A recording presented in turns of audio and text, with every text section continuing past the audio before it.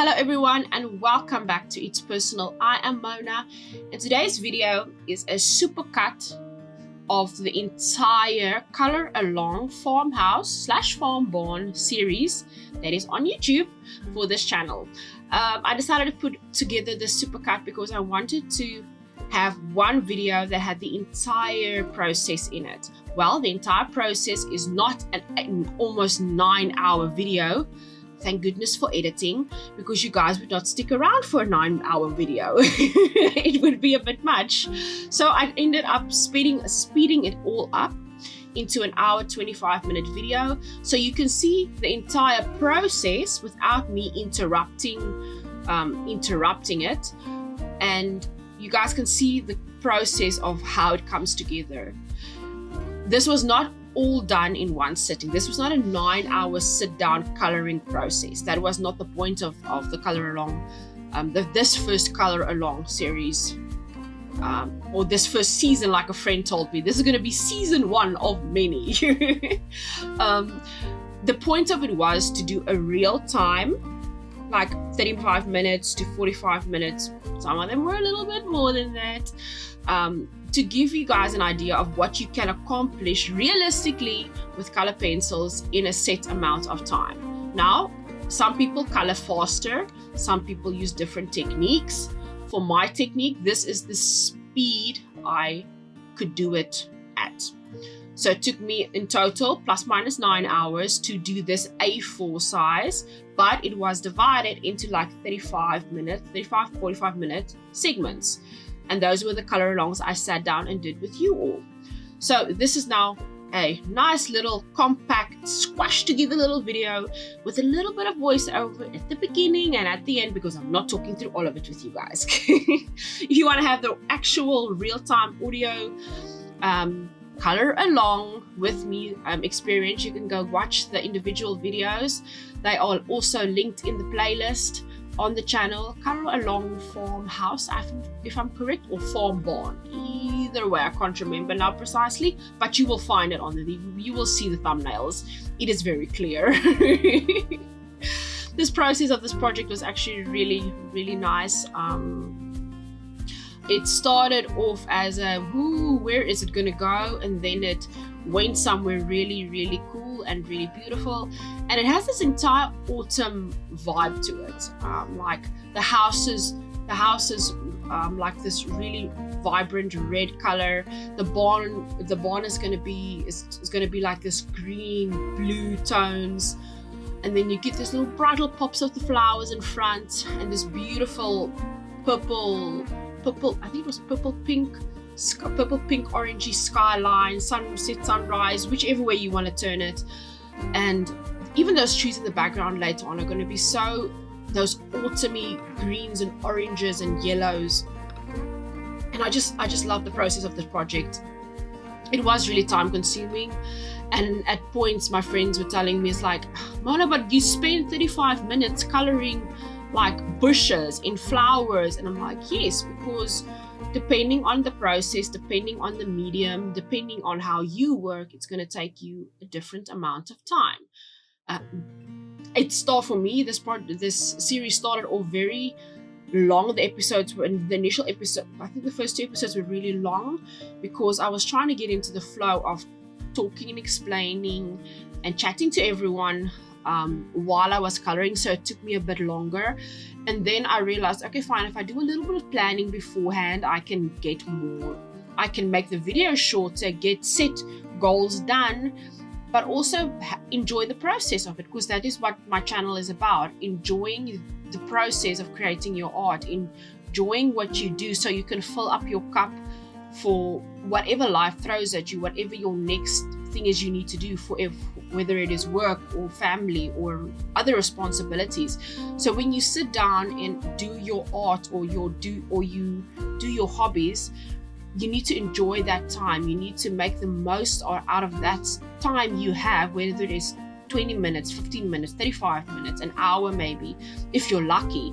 So you can enjoy it and walk away feeling accomplished. And that's the one thing I had with this project, was I felt accomplished after every session. I felt, okay, I made progress, and that is the important thing with art. We don't have to sit down in one session and do all of it. We can do it little bits at a time and still see the progress, and at the end have a completed project. And that's the part of what I was excited about, to go from little bits at a time to an end. And the end project, I really enjoyed. I really loved.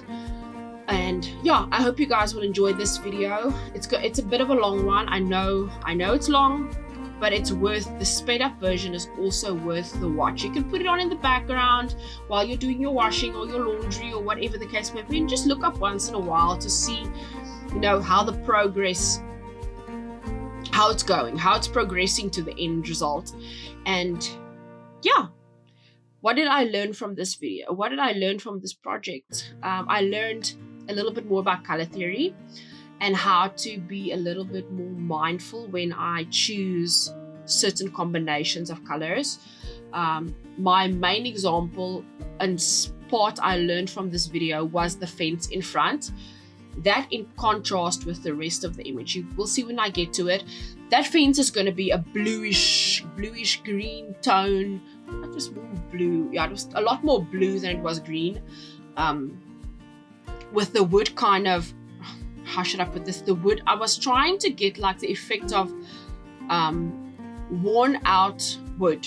So the basis, the brown wood color should have come through, and then the blue was the paint layer that was on top of it.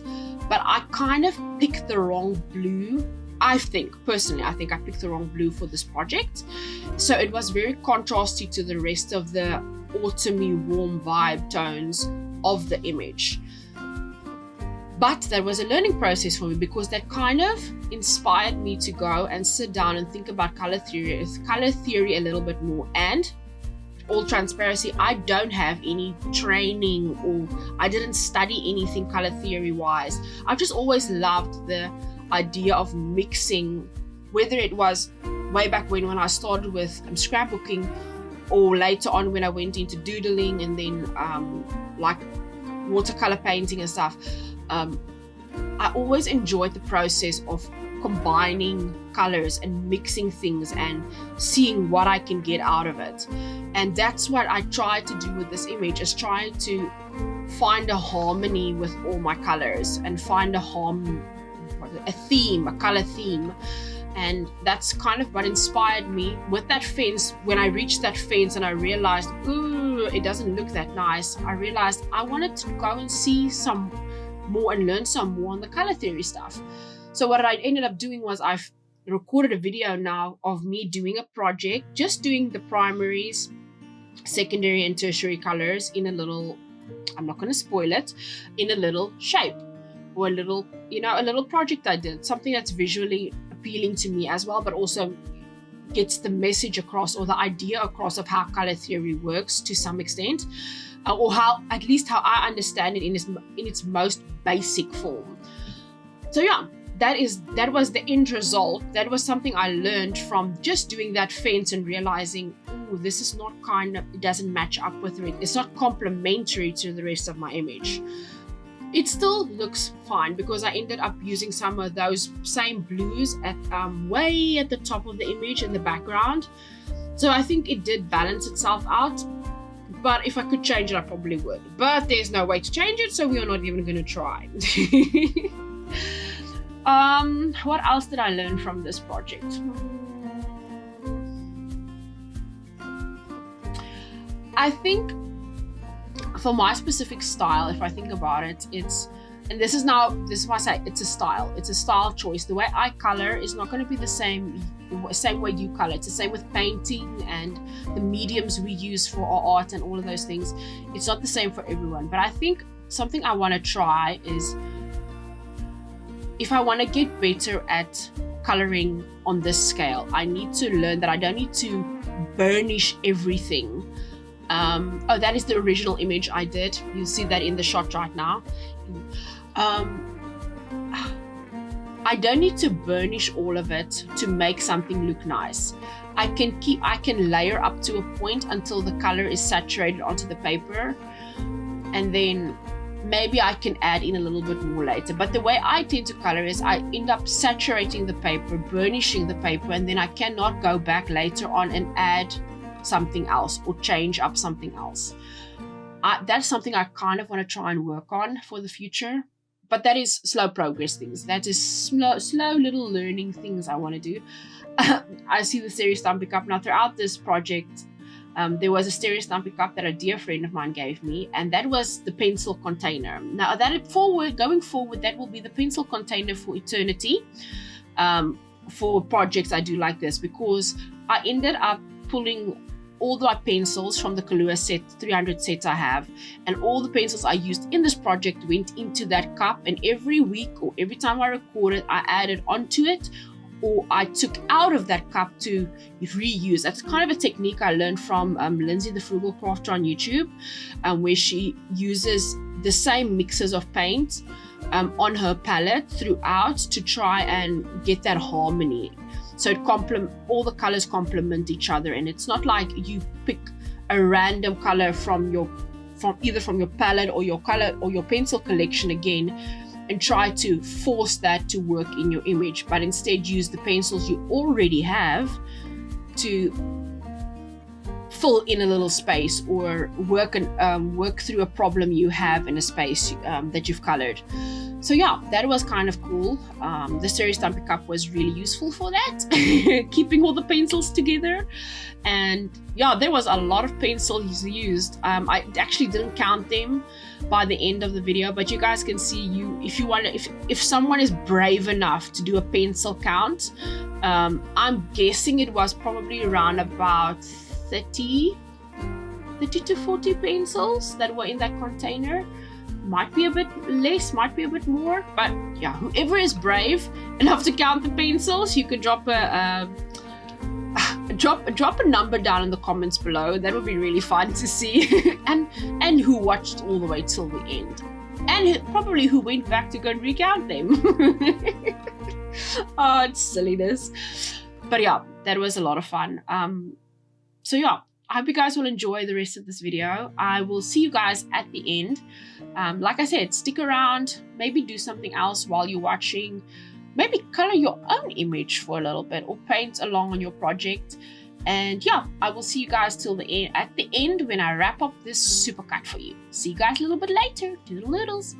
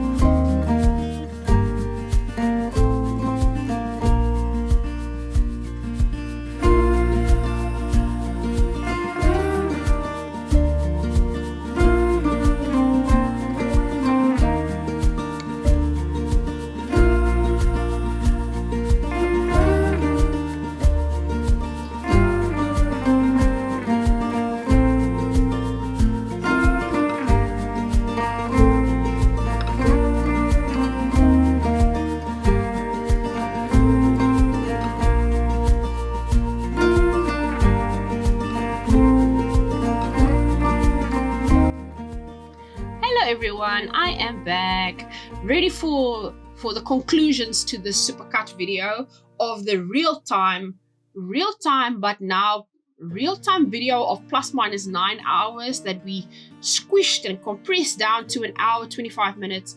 It's almost done. The project is almost completed. It's only the background that's still remaining in this video. And yeah, overall, I'm really happy. I'm really proud of what I created in this video. It wasn't perfect. It was time consuming. It was a lot of things. There was a lot of pencils used. That Terry Stampy Cup worked overtime. The fence in the front was not my favorite part, but it also stirred up my desire to figure out more about color theory, learn more about it. That is a video that's already recorded now. I just need to go sit down and do a voiceover for it. And maybe go do some extra research before I do that, because there is so much to learn and you can never stop learning. I spoke to a lady the other day that said she feels sorry for people that don't want to learn anymore, who don't want to wake up in the morning and they don't want to learn something new in that day. And I was like, I looked at her, I'm like, that is so true. And I think that's the mindset I want to have with art and this entire experience. I want to keep on learning. I want to keep on improving and growing, and that comes with practice and failing and doing fences you don't like. So you can get to the parts like this background that I just absolutely love, and seeing how all these very vibrant colors just come together in one image. I am so very happy. And yeah, this last month has taught me and given me a new appreciation and gratitude for the place I'm in right now. I'm gonna share with you guys just a little snippet of something. A friend of mine has done something really amazing, and she's made a website for It's Personal, and I'm excited because that website is going to be a place where I can blog about my projects and some of the ideas behind it. She's already done the base layer of it all, and I just need to go and start sitting down with, like, how would they call it, like the meat of it, and figure out things like, what is the blogs gonna look like? I need to go figure out what my projects that I've done in the past, the gallery we want to put together for different art mediums. The link to the Etsy shop is on that website, and I'm so excited because the possibilities are kind of endless right now, and that is the part I'm excited for, knowing that there's possibilities beyond what I could have imagined are there now for the future. And when I'm ready and when we're ready to put the website out there, I'm going to share it with you guys, and then you guys can go check it out. But yeah, I'm really excited. I'm really grateful to have supportive friends and family around me. And yeah, this supercut is very long, but it's also a testament to this journey in 2025 so far. And there's still a couple of months left for us to do something kind of cool and something different and something new and something we can learn from. And I thank you guys so very much for supporting and sticking around. I've been reading the comments. Some of you have been watching a lot of the content and leaving comments, and it always warms my heart to see someone else taking something from this process along with me.